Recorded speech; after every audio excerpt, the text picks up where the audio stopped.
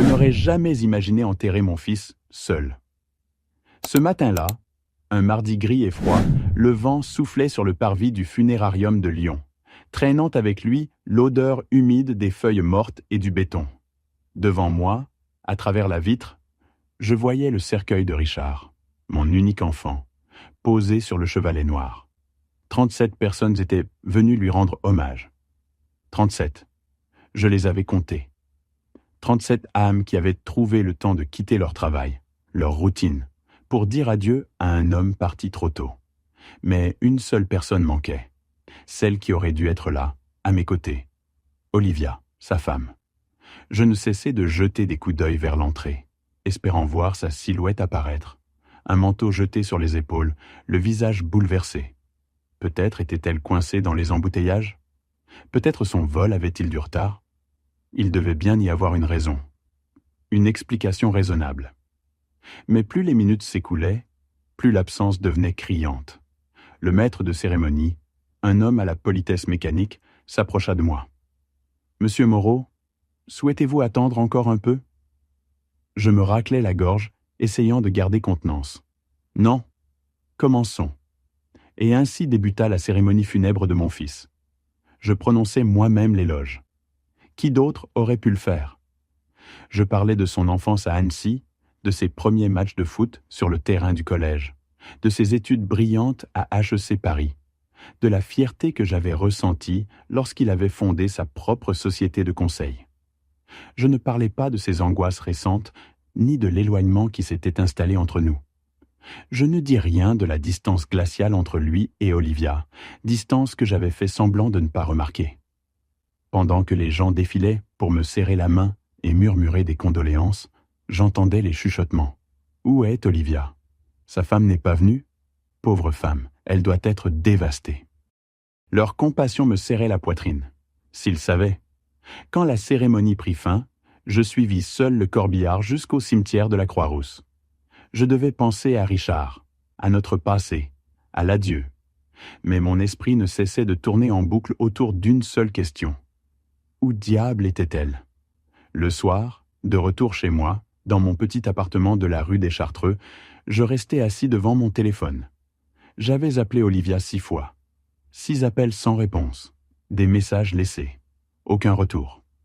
La mort de Richard avait été brutale. Un infarctus, à 34 ans, soi-disant dû au stress. Je me souvenais encore de la voix d'Olivia, quand je l'avais prévenue.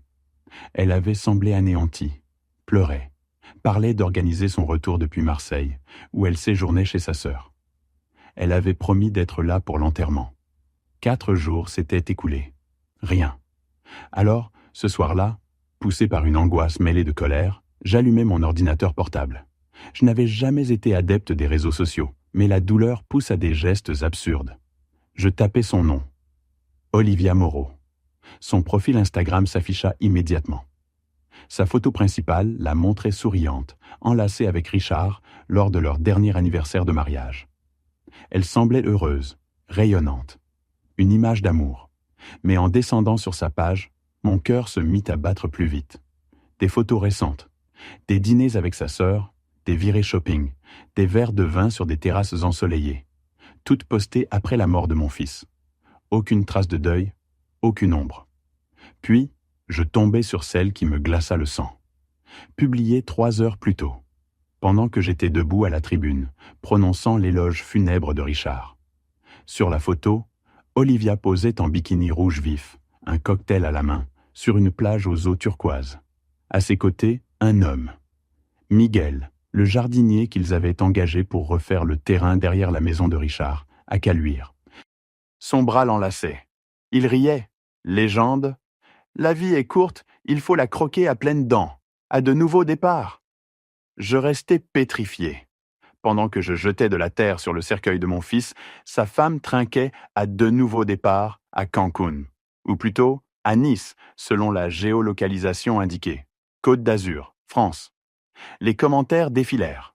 Des amis la félicitaient pour sa force, pour sa renaissance. Sa sœur écrivait « Tellement fière de toi, tu en avais marre de toute cette drama. Miguel est parfait pour toi. » Cette drama. Mon fils réduit à un épisode gênant de sa vie. Je refermai l'ordinateur, allai jusqu'au buffet, versai 3 doigts de whisky, moi qui ne buvais presque jamais. Et je restai là, immobile, à fixer la lueur ambrée dans le verre. 8 ans. 8 ans de mariage, de repas de famille, de fêtes d'anniversaire, de Noël partagés. J'avais accueilli Olivia comme ma propre fille. Je l'avais défendue face à Richard quand leur dispute devenait violente, lui répétant que le mariage exige patience et compromis. J'avais été naïf. C'est alors que mon téléphone vibra. Un numéro inconnu. Mais je sus immédiatement qui c'était, avant même de regarder. « Papa, viens chez moi maintenant. Ne dis rien à personne. » Richard. Le verre me glissa des mains. Le téléphone tomba sur le carrelage, l'écran se fêla. Je tremblais si fort que je mis plusieurs secondes à le ramasser. Je relus le message. 1 fois, 2 fois, 3 fois. Impossible. Une mauvaise plaisanterie? Un piratage? Mais le numéro était différent. Et qui aurait pu être assez cruel pour s'en servir ainsi? Je pris mes clés. Je devais savoir. Je conduisis jusqu'à la maison de Richard, à caluire et cuire, dans une sorte de brouillard mental. Les arbres bordant la rue semblaient exactement comme toujours, mais le monde entier avait perdu son sens. J'avais aidé Olivia à faire ses valises ici, 2 jours plus tôt. Elle avait pleuré, ou fait semblant. La lumière de la cuisine filtrait à travers les rideaux. J'entrai avec ma clé de secours. Richard? Le silence. Je traversai le salon. Les photos de famille, leur mariage, Noël dernier. Tout était à sa place. Et pourtant, tout semblait faux. La lumière de la cuisine m'attira. Je tournai le coin, et je m'arrêtai net. Assis à la table, une tasse de café froide devant lui, mon fils me regardait, vivant, amaigri, les traits tirés, les cernes creusant son regard, mais vivant. « Papa, je suis désolé. » Je restais figé, incapable de parler. Je l'avais enterré ce matin. J'avais jeté de la terre sur son cercueil, et le voilà, devant moi. « Tu es censé être mort, soufflai-je. » Il hocha la tête. « Je sais, ça paraît fou. Laisse-moi t'expliquer. » J'étais trop bouleversé pour m'asseoir, mais il continua, la voix tremblante. « J'ai fait une énorme erreur, papa, 6 mois avant ma mort. Une erreur qui aurait pu détruire tout ce qu'on a construit.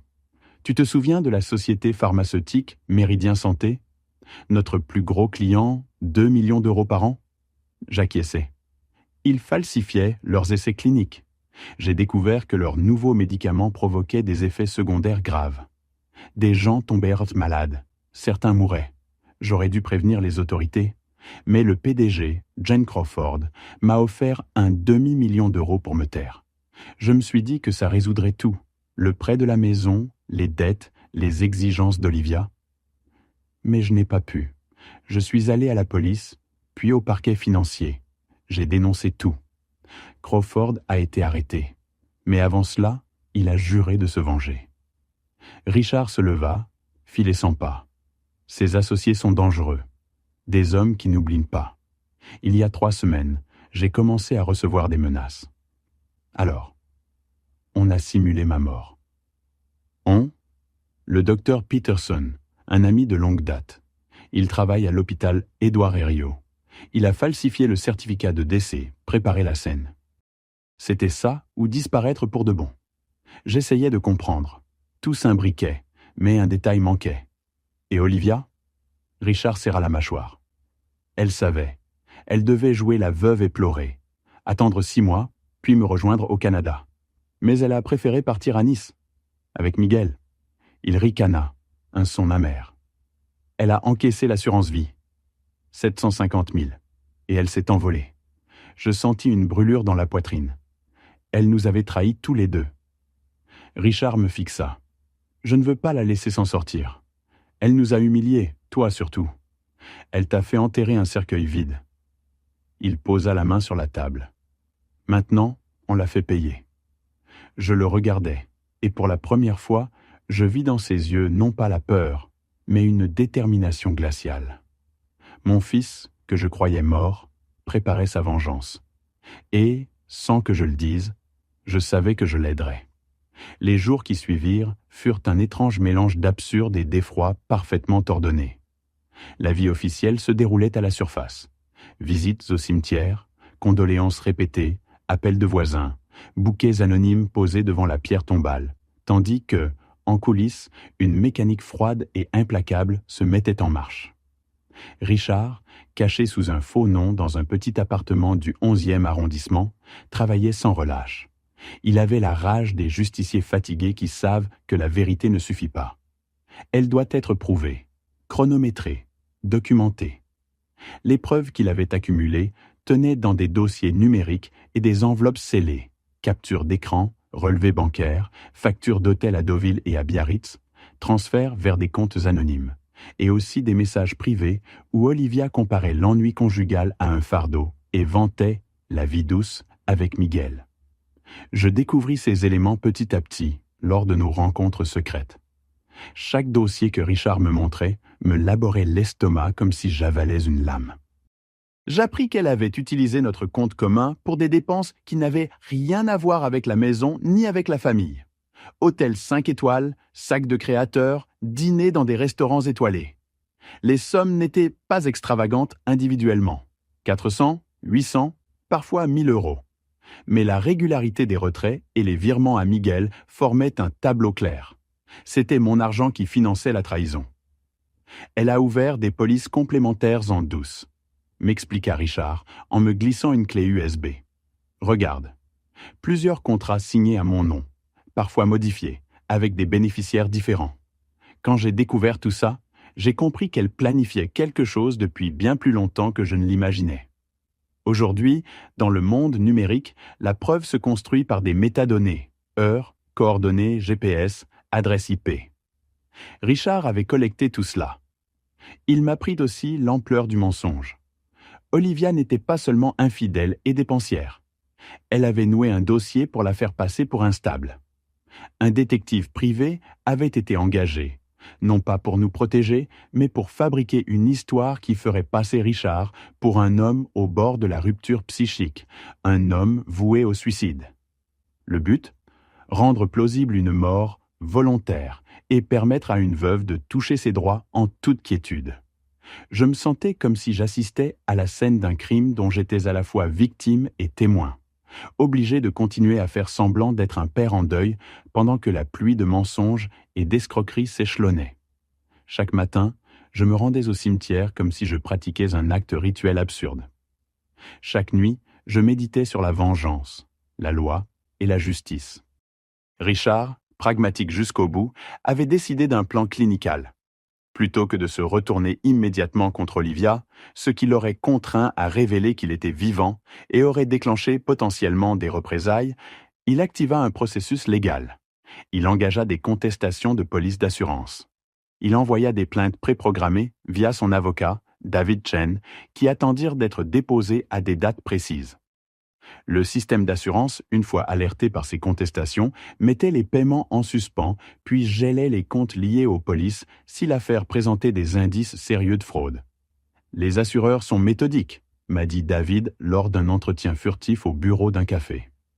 S'ils reçoivent des preuves circonstanciées d'incohérences contractuelles et d'opérations suspectes, transferts vers des comptes étrangers, achats luxueux le même jour que des réclamations, ils bloquent. Cela prend parfois quelques jours. Mais quand ils démarrent l'enquête, c'est irréversible. Ils moulinent les comptes, demandent des justificatifs, se coordonnent avec la cellule antifraude. Et si l'on atteint un certain seuil, la police judiciaire s'en saisit. Si on combine tout, images, virements, témoignages, ça devient un cas solide. Les 2 semaines qui suivirent furent un jeu d'attente et de stratégie. Je devais rester calme, sans effusion, sans changement d'habitude. Mon corps imitait la douleur attendue. Mon esprit, lui, était une machine bien huilée. Je continuais d'aller au marché, de parler aux voisins, d'acheter le pain le dimanche. Tout devait paraître inchangé. C'était une pièce de théâtre où j'endossais le rôle d'un père brisé afin d'assurer la crédibilité d'un plan qui devait renverser une trahison et punir une escroquerie. Et pendant ce temps, Olivia s'épanouissait. Du moins, c'est ce qu'elle croyait. Les photos qu'elle postait, qui m'avaient brisé la première fois, devinrent des preuves. Cancun devint Nice, Nice devint Deauville. Deauville devint un compte en banque vidé à petit feu.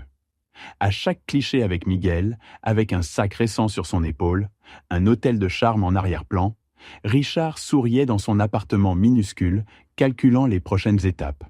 Puis vint le jour attendu, la notification d'une alerte bancaire, le mail qu'aucun coupable ne croit possible, sauf lorsqu'il se produit, blocage immédiat des comptes liés au dossier d'assurance X. Investigations en cours. Le soir où tout bascula, je reçus une série de messages vocaux qui sentirent la panique de loin. Les appels venaient du numéro d'Olivia. Je ne répondis pas immédiatement. Richard me tendit une tablette et me dit de les écouter. La voix d'Olivia, d'abord placide, se décomposa en pleurs sur la 3e note. « Tim, quelque chose cloche avec mes comptes. Ils ne répondent pas. Le réceptionniste dit que ma carte ne passe plus. Je peux pas payer l'hôtel. S'il te plaît, fais un virement. J'ai besoin de rentrer. » J'entendis le recul dans sa voix, ce son souterrain qui trahit la réalisation lente de la catastrophe, la richesse qui s'effrite, l'isolement qui s'installe. Je sentis à la fois une satisfaction amère et un reste de pitié, vite étouffé. Richard sourit d'un air mauvais. « Elle va comprendre ce que ça fait d'être démunie, dit-il. Quand elle reviendra, elle aura affaire à autre chose que des messages compatissants sur Instagram. » Il ne se trompait pas. 2 jours plus tard, nous suivîmes son retour. Son vol était annoncé. Les modalités avaient été orchestrées. Verrouillage judiciaire de la maison. Avis de gel sur les comptes. Enquête ouverte. Quand elle débarqua à l'aéroport Charles de Gaulle, elle s'attendait, sans doute, à un accueil chagrin. À la place, ce fut la froideur d'un dossier légal et la convocation d'un officier. La stupeur se peignit sur son visage en temps réel. Elle appela sa sœur, songeuse, criant à l'injustice. Pendant qu'elle se débattait, la police judiciaire prit contact avec David Chen et l'équipe qui avait rassemblé les preuves. Les agents passèrent en revue chaque paiement, chaque reçu d'hôtel, chaque photo taguée, un puzzle inflexible. Olivia apprit, en quelques heures, que l'admiration publique mutée en scandale pouvait dévorer le meilleur réseau social comme un feu invisible. Ce qui frappa tout le monde, à commencer par nos voisins les plus proches, fut la grâce cruelle de la chute. Les gens qui autrefois la louangeaient, « Quelle force de se relever !» disaient-ils, devinrent soudainement muets, souvent incrédules, parfois condamnateurs. Le jugement social, plus rapide que la justice, se déposait comme une couche de poussière. C'est terrible et à la fois réconfortant. L'ombre d'une vérité, une fois révélée, modifie le regard des autres d'une manière quasi irrévocable. Les arrestations se succédèrent. D'abord Olivia, menottée, tête basse, les yeux rouges. Puis, la révélation que Miguel n'était pas un simple jardinier, mais un escroc itinérant, un prédateur sentimental déjà retracé dans d'autres dossiers. Son nom remontait à des plaintes dans différentes préfectures, des femmes ruinées et des vies brisées. L'Interpol fut saisi. Des mandats circulèrent. Miguel se volatilisa, comme le font ceux qui vivent en marge, vers l'étranger. Le procès initial n'allait pas tarder. Nous savions que la loi fonctionnerait différemment. Olivia pouvait plaider, contester, prétendre qu'elle ignorait tout. Mais les preuves étaient solides, relevés de transferts, enregistrements, messages, et surtout la mise en lumière du fait qu'elle avait encaissé 750 000 €, ou l'équivalent en contrats souscrits, et en avait rapidement disséminé une grande partie. Le parquet, face à un tel dossier, opta pour une sérieuse instruction. Et, dans ce tumulte judiciaire qui se mettait en place, Richard demeurait caché, patient. Au fond de lui, il voulait que la justice prononce son verdict, pas à chaud, pas par vengeance aveugle, mais en droit. Il savait, et je le sus aussi, que révéler sa présence à ce stade aurait compromis beaucoup. Le médecin complice, les procédures, ses chances d'échapper à une éventuelle réaction violente.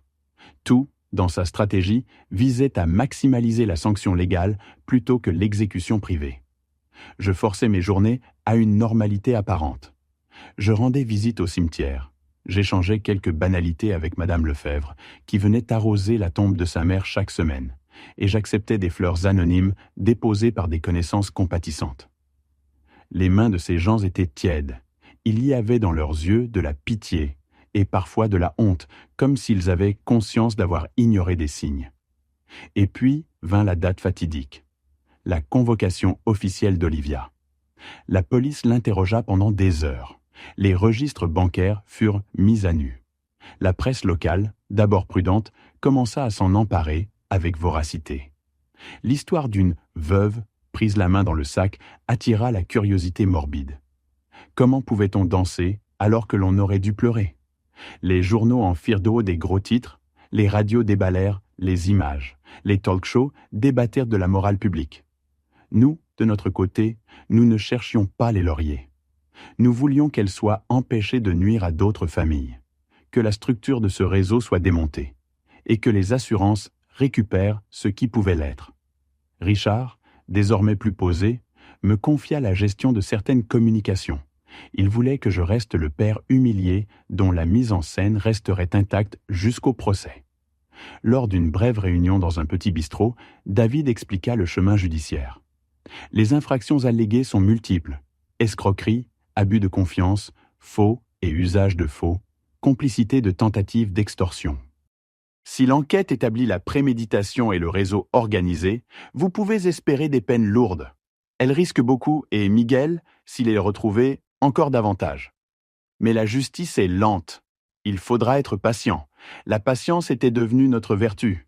Et durant cette période, je découvris que la colère et la froideur peuvent coexister en paix, ce qui est peut-être le plus dur à expliquer. J'éprouvais un apaisement paradoxal. La certitude que la vérité se frayerait un chemin me rendait serein, tandis que ma colère, cette bête ancienne, dormait, prête à rugir si la loi flanchait.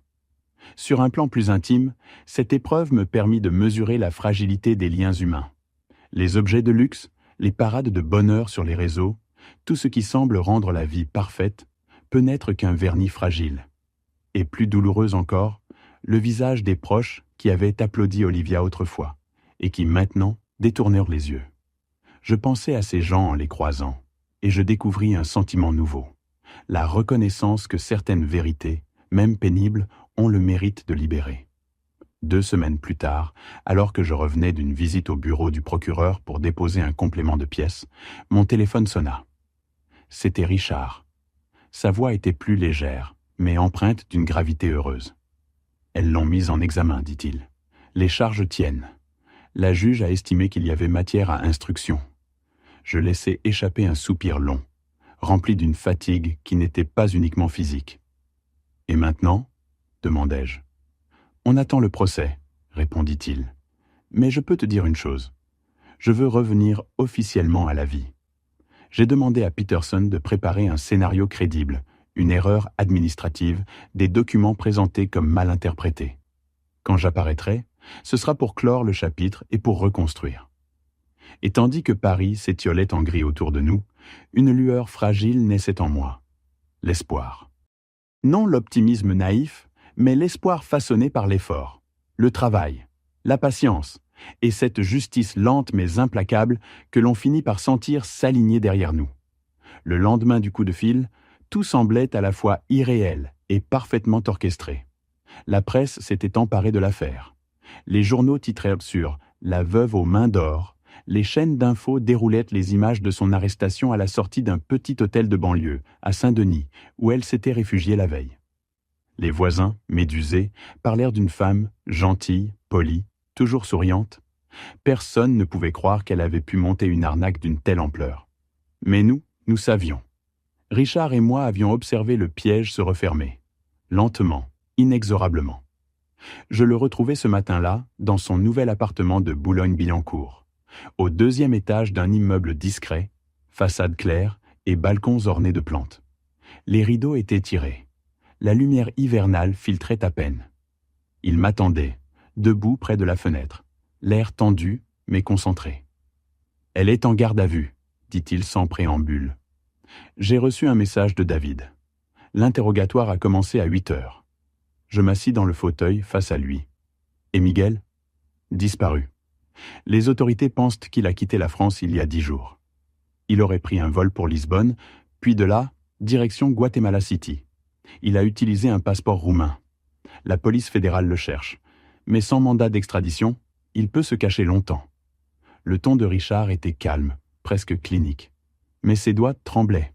Je savais qu'il luttait pour ne pas se laisser submerger, par la rage, la trahison, ou peut-être par la fatigue d'avoir joué un rôle si longtemps. « Et toi ?» dis-je après un silence. « Tu es prêt ?» Il se retourna, croisa mon regard. « Prêt à revenir d'entre les morts ?»« Oui, mais pas pour me venger, pour tourner la page. » Il eut un sourire étrange, mélange de sérénité et de tristesse. « Tu sais, papa, j'ai passé ces 2 dernières semaines à imaginer sa tête quand elle découvrirait que j'étais vivant.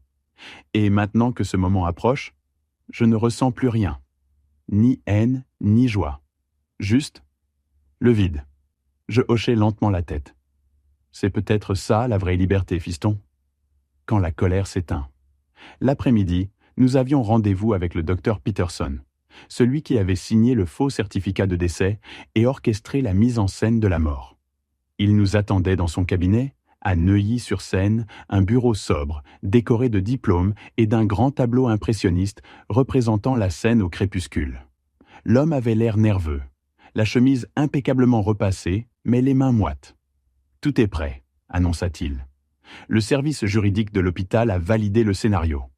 Officiellement, il y a eu erreur de diagnostic due à une confusion de dossiers. Vous, Richard, étiez dans un coma profond. Votre pouls faible et l'absence de réponse aux stimuli ont conduit l'équipe à vous déclarer décédé. Il sortit une chemise cartonnée et la posa sur le bureau.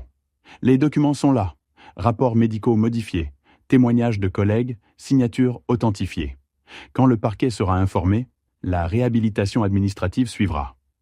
Richard le remercia d'un signe de tête. « Et les médias ?» demanda-t-il. « L'hôpital fera une conférence de presse. On insistera sur la rareté du cas, sur la résurrection clinique et sur la nécessité d'améliorer les protocoles. Vous passerez pour un miraculé. La France adore les miraculés. » Je vis Richard détourner le regard. L'idée de devenir un symbole l'agaçait, mais il savait que cette fiction était nécessaire. Avant de partir, je serrai la main du docteur. « Vous prenez un risque énorme, dis-je. » Il haussa les épaules. « Je sais, mais je préfère ça à l'idée qu'un homme droit soit détruit par une manipulatrice et un escroc. » Et puis, la vérité finit toujours par revenir à la surface, d'une manière ou d'une autre. Le lendemain, 14 heures précises. Je garai ma voiture sur le parking de l'hôpital Saint-Louis, à Paris. Le ciel était gris, bas, uniforme. Une bruine légère tombait sur les vitres, brouillant la vue. Je marchais lentement vers l'entrée principale. Chaque pas me semblait irréel, comme si je remontais le temps. Je revivais les images du décès. Le corps allongé, le drap blanc, les sanglots d'Olivia, les papiers assignés. Tout cela n'avait été qu'un décor, une illusion. Lorsque j'entrai dans la chambre, je restai figé un instant. Richard était là, assis sur le lit, vêtu d'une chemise d'hôpital. Ses cheveux avaient repoussé, ses joues étaient plus pleines, mais il gardait ce regard fiévreux des survivants. Quand il me vit, il sourit faiblement. « Papa ?» Je m'approchai. « Comment tu te sens ?»« Étrangement bien, » répondit-il, comme si je respirais pour la première fois depuis des mois. Le docteur Peterson entra, accompagné d'une infirmière et d'un attaché de presse. Il expliqua la procédure, la sortie officielle du coma, le communiqué à la presse, la notification au parquet. Tout se déroula comme prévu. Mais quand le médecin mentionna qu'il fallait prévenir l'épouse, Richard eut un rictus. « Vous pouvez rayer ce mot de votre vocabulaire, docteur. » Je pris la parole, calmement. « Olivia Moreau a été arrêtée hier matin. Fraude à l'assurance, blanchiment, escroquerie en bande organisée. » Peterson ouvrit de grands yeux. « Eh bien, voilà qui simplifie certaines formalités. » 2 jours plus tard, la nouvelle fit le tour du pays. Les journaux titraient « Un homme déclaré mort revient à la vie. Sa femme inculpée pour fraude. » Le mélange d'horreur et de fascination du public dépassa nos attentes. Certains parlaient de miracle médical, d'autres de vengeance du destin. Sur les réseaux, les théories pullulaient.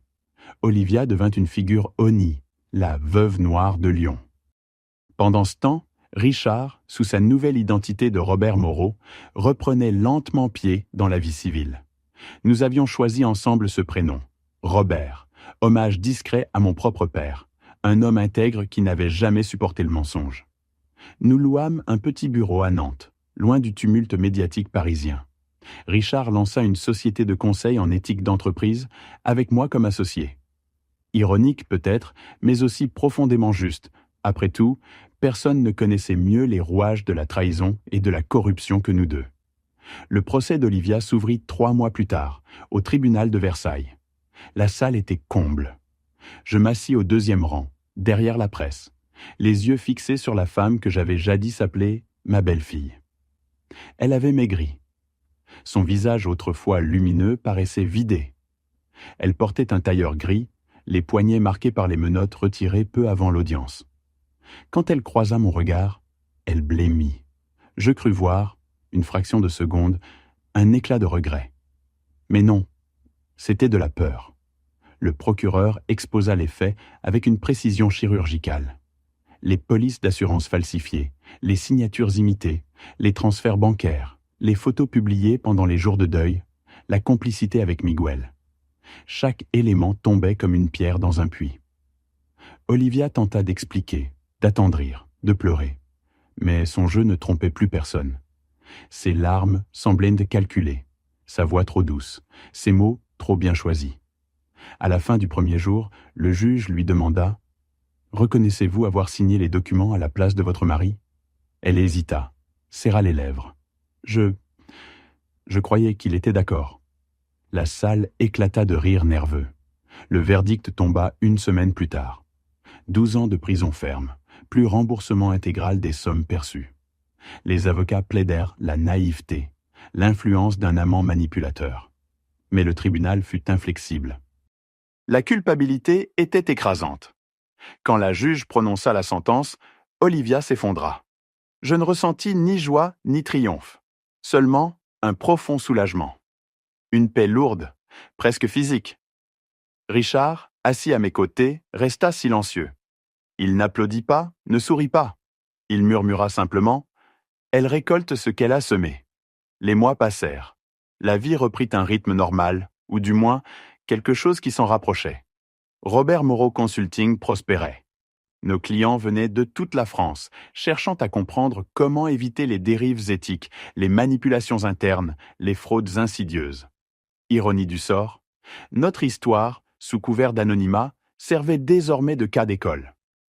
Je voyais en mon fils un homme apaisé, plus sûr de lui, plus calme. Il avait retrouvé le goût de rire, d'aller courir le matin sur les quais de la Loire, de cuisiner.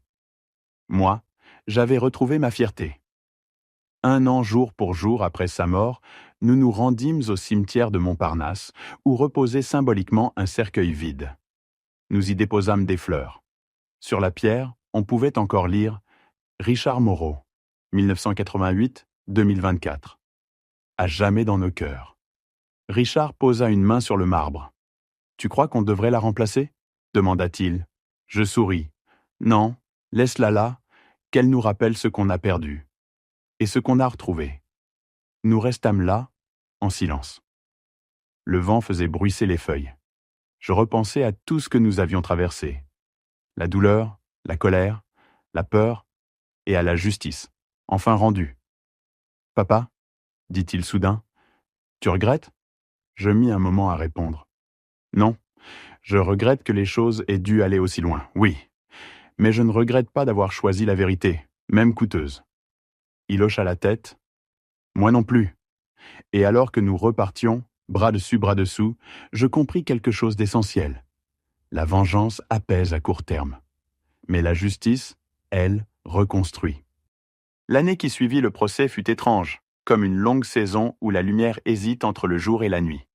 Tout semblait redevenu normal. Les rues de Nantes bruissaient de vie, notre bureau accueillait des clients, les appels se succédaient, les factures se payaient. Mais sous cette normalité, il restait les traces invisibles des blessures passées, une cicatrice morale faite de silence et de prudence. Chaque matin, je me levais avant l'aube. J'aimais marcher le long de la Loire, là où la brume flotte comme un voile de coton au-dessus de l'eau. Je regardais les péniches glisser lentement, les joggeurs passer sans me voir, et je pensais à tout ce que la vie nous avait arraché et rendu.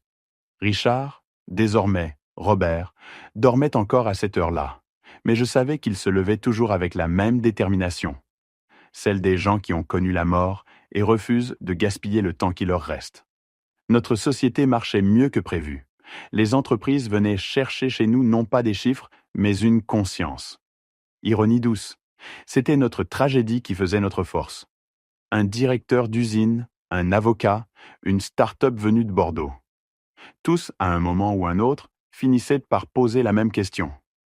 Comment fait-on pour ne pas franchir la ligne? Et moi, invariablement, je répondais, on la voit chaque jour. Le tout, c'est de ne pas fermer les yeux. Ces phrases, que je prononçais comme des maximes, prenaient racine dans notre histoire. L'appât du gain, la complaisance, la peur, les compromis moraux. Tout ce que Richard et moi avions vécu servait de miroir à ceux qui nous consultaient. Et peut-être que, sans le savoir, nous étions devenus ce que la vie avait voulu faire de nous, des passeurs, des témoins du prix à payer quand on laisse l'argent ou la lâcheté décider. Les premiers mois furent rudes. Les médias ne nous lâchaient pas. Même si nous avions déménagé, changé de nom et refait nos papiers, il y avait toujours un journaliste curieux pour flairer la trace du « miraculé de Lyon ». Richard évitait les photographes comme on évite une maladie. Il sortait peu. C'est moi qui faisais les courses, les rendez-vous, les contacts. Petit à petit, la rumeur s'éteignit. Et alors seulement, nous pûmes respirer. Un soir de février, il entra dans mon bureau avec 2 verres et une bouteille de vin rouge. « Tu te souviens de cette phrase que tu disais toujours quand j'étais gamin? » « Laquelle ?» Il sourit. « La vérité finit toujours par trouver la porte. » « Oui, et souvent, elle passe sans frapper. » « Eh bien, j'ai reçu un courrier aujourd'hui, de la prison de Rennes, d'Olivia. » Je posai mon stylo. « Qu'est-ce qu'elle veut ?» Il sortit une enveloppe beige, me la tendit. L'écriture tremblée sur le papier me parut méconnaissable. J'hésitais. « Tu veux que je lise ? » « Oui. Ensemble ?» Je décachetai la lettre. 3 pages manuscrites. La première ligne me surprit. « Je ne demande pas le pardon, parce que je sais que je ne le mérite pas. Mais j'aimerais que vous sachiez comment on en arrive là. » Elle racontait tout. Le sentiment d'abandon, la peur de la pauvreté, le besoin maladif d'exister à travers le regard des autres. Elle décrivait Miguel comme un miroir déformant. Il lui avait promis l'aventure, la liberté, la jeunesse retrouvée. Et elle avait voulu le croire parce que Richard, disait-elle, s'était éteint depuis des mois, enfermé dans ses dossiers et son anxiété. Ce qu'elle n'avouait pas, c'était le plaisir qu'elle avait pris à la trahison, cette ivresse du danger, cette certitude de dominer la situation. La lettre se terminait ainsi: « J'ai détruit la seule famille qui m'ait jamais aimé. Si vous gardez un souvenir de moi, que ce soit celui d'une femme perdue, pas d'un monstre. » Je reposai les pages, le cœur lourd. Richard ne disait rien. Ses doigts jouaient avec le bord du verre. « Tu vas lui répondre ?» demandai-je. « Non, pas même un mot ? Je n'ai plus rien à lui dire. La justice a parlé.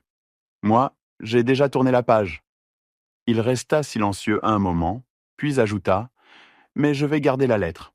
Pas pour elle. Pour me souvenir de ce que je ne veux plus devenir. » Je hochai la tête. C'est une bonne raison. Le printemps arriva. À Nantes, le ciel retrouvait sa couleur de lait bleu. Les magnolias fleurissaient dans les jardins publics et la ville, lavée par la pluie, semblait neuve. Un matin, Richard me proposa un projet inattendu. Et si on ouvrait une antenne à Toulouse ? Toulouse ? Oui. Là-bas, les entreprises technologiques ont besoin de conseils éthiques. Et puis, un nouveau départ, encore. Je ris doucement. Tu ne t'arrêteras donc jamais ? Pas tant que j'aurai à réparer ce que j'ai laissé derrière moi. Il avait raison. La réparation, c'était son moteur.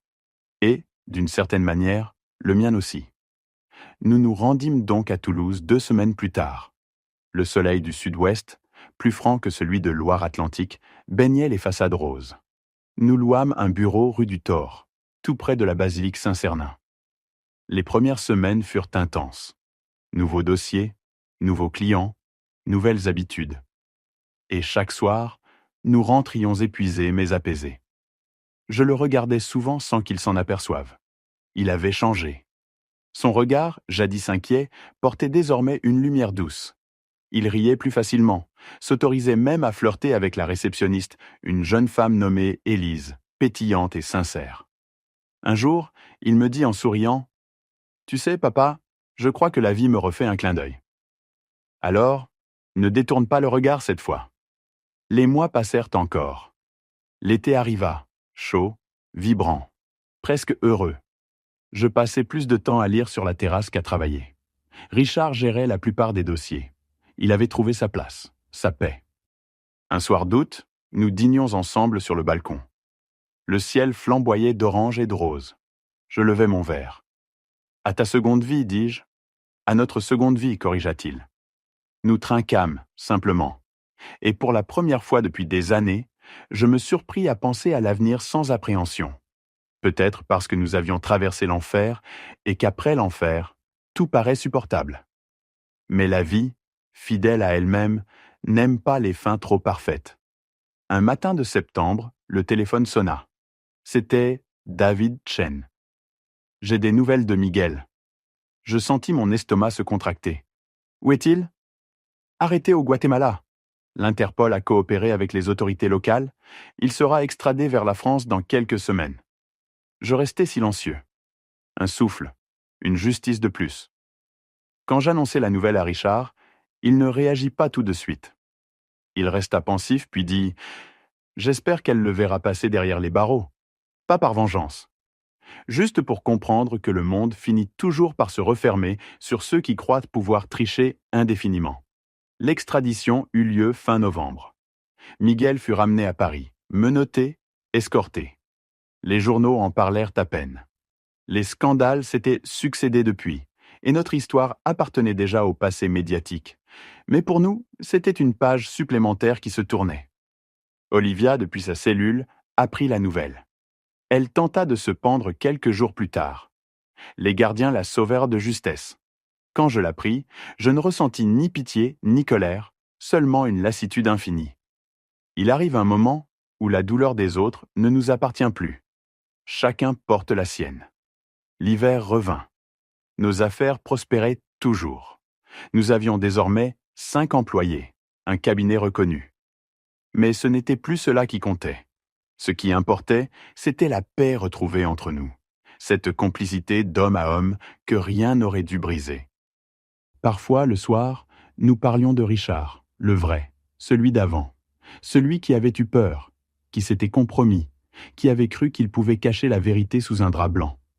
Nous parlions de lui comme d'un autre. « Il m'a appris quelque chose, » disait souvent mon fils.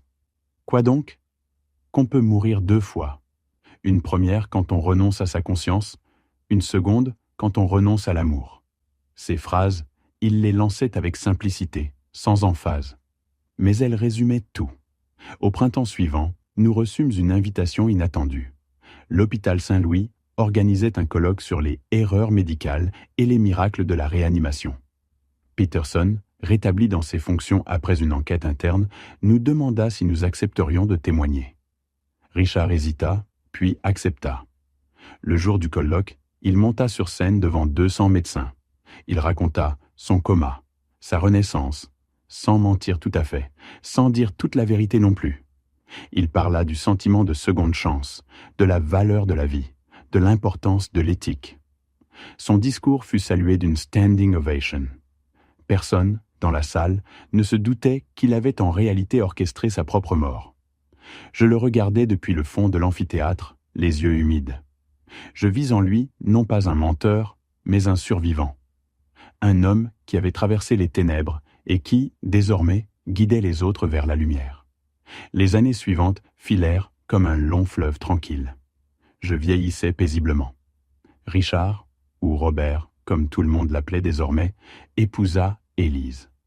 Leur mariage civil se tint à la mairie de Toulouse, un matin de mai, sous un ciel limpide.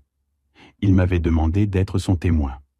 Quand il signa, j'eus l'impression que tout ce que nous avions vécu s'effaçait enfin, remplacé par cette simple image.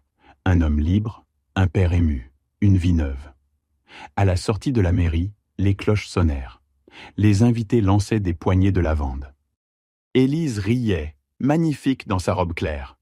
Et je pensais à Olivia, non avec rancune, mais avec la pitié que l'on éprouve pour ceux qui se sont perdus en chemin. Le soir, pendant le repas, Richard leva son verre. « À ceux qui reviennent de loin, dit-il. » Les convives applaudirent. Moi, je ne dis rien. Je regardais simplement mon fils et je pensais « Tu n'es plus revenu de loin. Tu es revenu de tout. » Les années suivantes consolidèrent ce miracle silencieux. Notre cabinet devint une référence en matière d'intégrité professionnelle.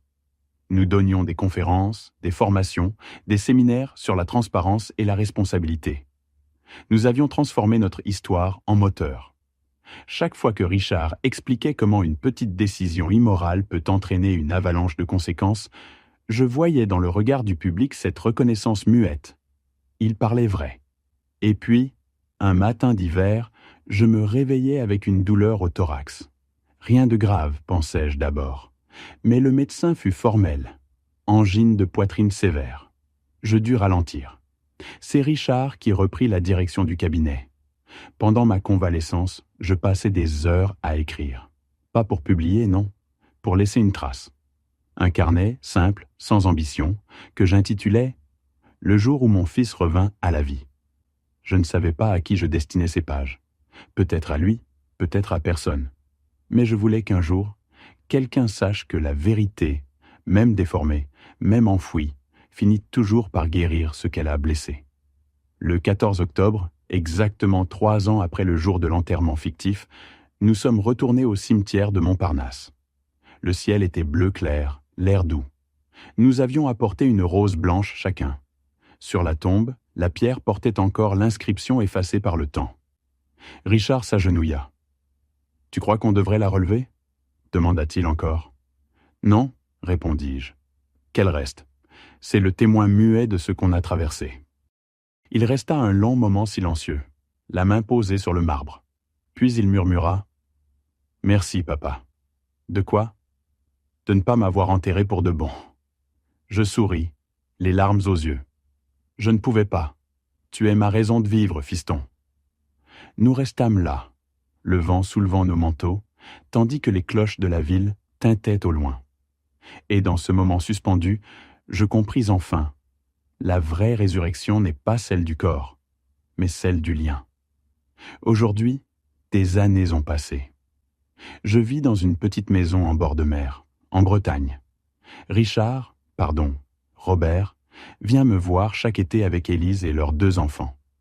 Parfois, le soir, nous marchons sur la plage. Le sable froid sous nos pieds, le bruit régulier des vagues et les rires des petits qui courent devant nous. Un jour, mon petit-fils m'a demandé « Papy, pourquoi tu dis toujours qu'il ne faut jamais mentir ?» Je l'ai pris dans mes bras. Parce qu'un mensonge, mon chéri, c'est comme une vague. Il a l'air petit au début, mais il finit toujours par te renverser. Il a ri, sans comprendre vraiment. Mais moi, je savais. J'avais vécu la plus grande des vagues, et j'étais encore debout. La vie ne rend pas toujours justice, mais elle finit toujours par rendre vérité. Telle fut la dernière phrase de mon carnet. Je la laissai ouverte sur mon bureau, face à la mer. Parce qu'au fond, cette histoire n'était pas seulement celle d'une mort évitée, ni même d'une vengeance accomplie. C'était l'histoire d'une rédemption, celle d'un homme qui avait dû mourir pour apprendre à vivre, et d'un père qui avait dû enterrer son fils pour le retrouver plus vivant que jamais.